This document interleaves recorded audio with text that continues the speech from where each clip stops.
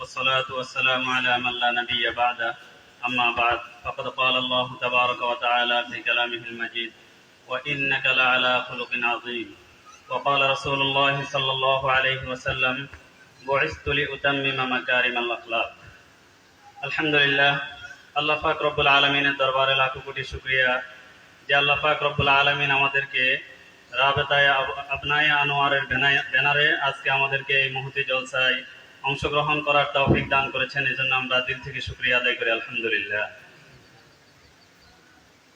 আল্লাহ পাক রব্বুল আলামিন পৃথিবীর সূচনা থেকে মানুষকে সংশোধন করার জন্য দুটি ধারা, দুটি সিলসিলা জারি রেখেছেন।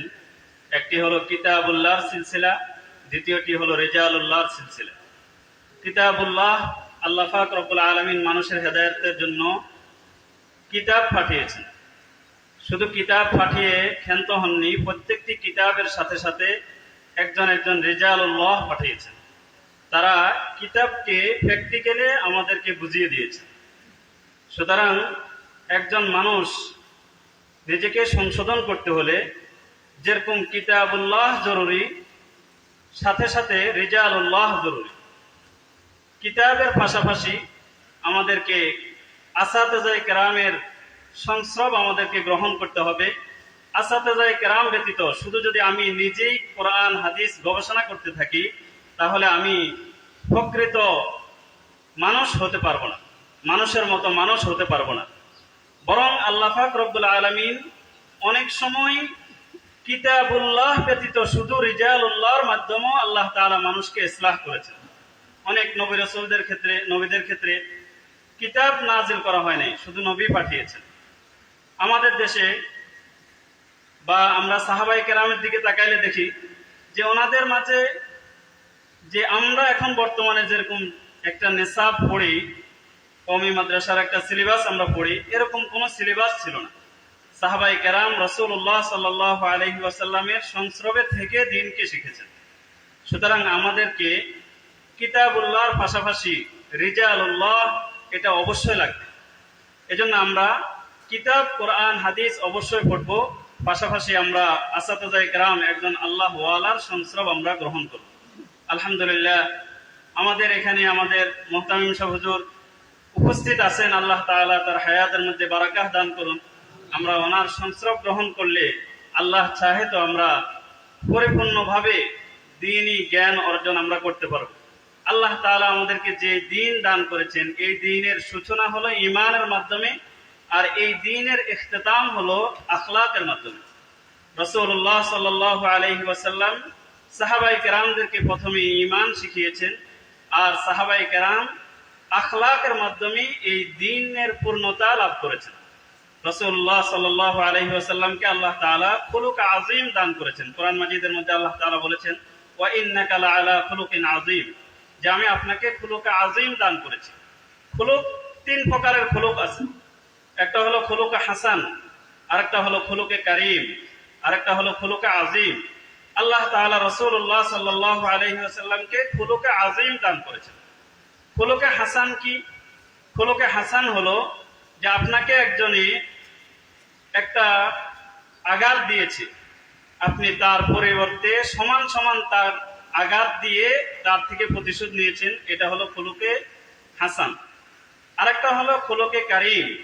খুলুকে কারীম হলো আপনাকে কেউ আঘাত দিয়েছে, আপনি তাকে আঘাত না দিয়ে তাকে আপনি ক্ষমা করে দিয়েছেন, এটা হলো খুলুকে কারীম। তৃতীয় নম্বর প্রকার হলো খুলুকে আযীম।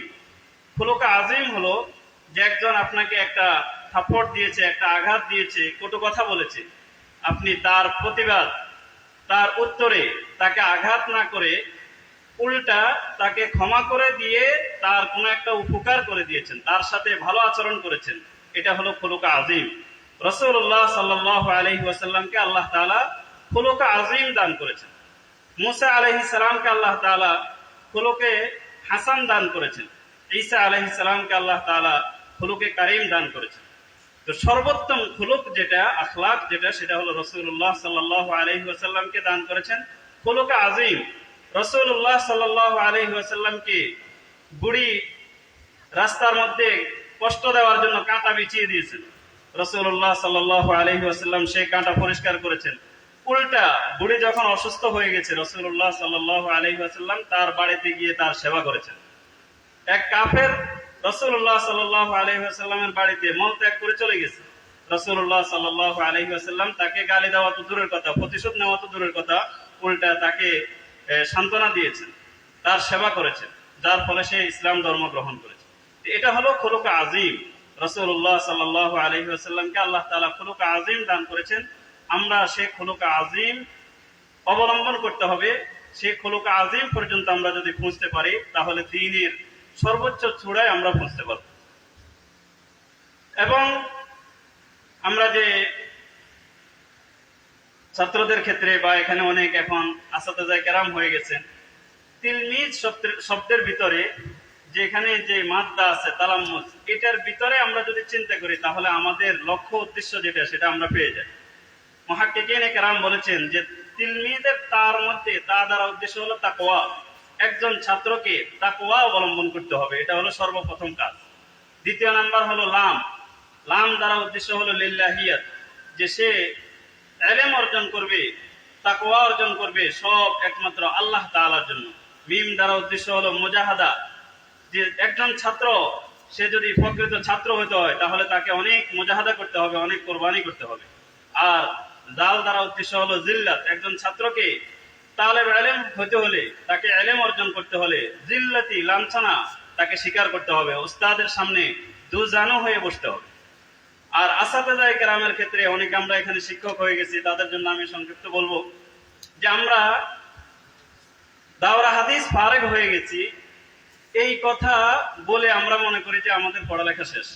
মুফতি সাঈদ আহমদ ফালানপুরি রাহিমাহুল্লাহ তাআলা হুজুরের কাছে আমি বুখারী শরীফ পড়েছি। হুজুরকে যদি কেউ বলতো যে হুজুর আমি দাওরা হাদিস পড়ে ফারেগ হয়ে গেছি, হুজুর এমন গরম হতেন যে ফারেগ হয় মানুষ বাথরুম থেকে, ইলম অর্জন থেকে আবার কিভাবে ফারেগ হয়। হুজুর বলতেন যে দাওরা হাদিস পড়া হয়েছে মানে তুমি ইলমের মাত্র প্রথম সিঁড়িতে পা দিয়েছো, আরো বহু ইলম আছে। এখানে যে সিলেবাস পড়ানো হয়, এটা হলো তোমার একটা যোগ্যতা অর্জন করে দেওয়া হয়, এরপরে আরো বহু কিছু শিখার আছে, আরো বহু কিছু জানার আছে। এজন্য আমাদেরকে অনেকে আমরা ফারেগ হয়েছি। আমরা মুতালা সর্বদা আমরা মুতালা করব, যে মুতালা বেশি বেশি আমরা মুতালা করব, জ্ঞান অর্জন করব। ফেনীর রশিদিয়া মাদ্রাসার হযরত বলেন যে বড় আলেম সে না যে বড় কিতাব পড়া। আমরা অনেক সময় মনে করি বড় কিতাব পড়াইতে পারলে তিনি বড় আলেম।